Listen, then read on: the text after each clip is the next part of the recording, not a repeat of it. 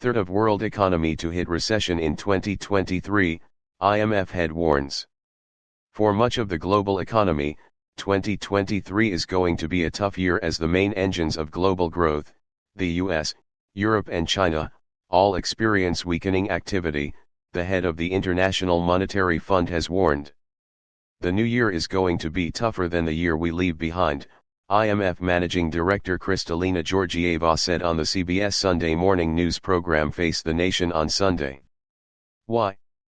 Because the three big economies, the US, EU and China, are all slowing down simultaneously, she said. We expect 1/3 of the world economy to be in recession. Even countries that are not in recession, it would feel like recession for hundreds of millions of people, she added.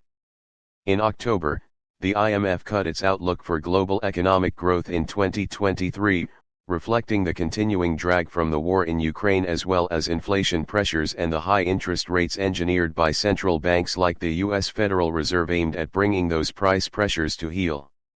Georgieva said that China, the world's second largest economy, is likely to grow at or below global growth for the first time in 40 years as COVID-19 cases surge following the dismantling of its ultra-strict zero-COVID policy.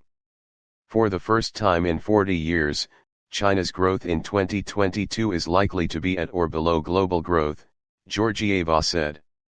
Moreover, a bushfire of expected COVID infections there in the months ahead are likely to further hit its economy and drag on both regional and global growth, said Georgieva, who traveled to China on IMF business late last month.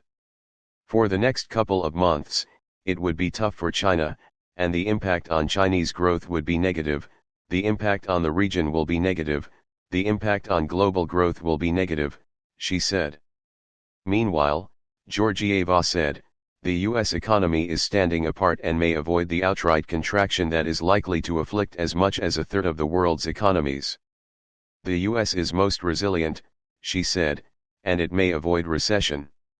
We see the labor market remaining quite strong. This is a mixed blessing because if the labor market is very strong, the Fed may have to keep interest rates tighter for longer to bring inflation down, Georgieva said. The US job market will be a central focus for Federal Reserve officials who would like to see demand for labor slacken to help undercut price pressures.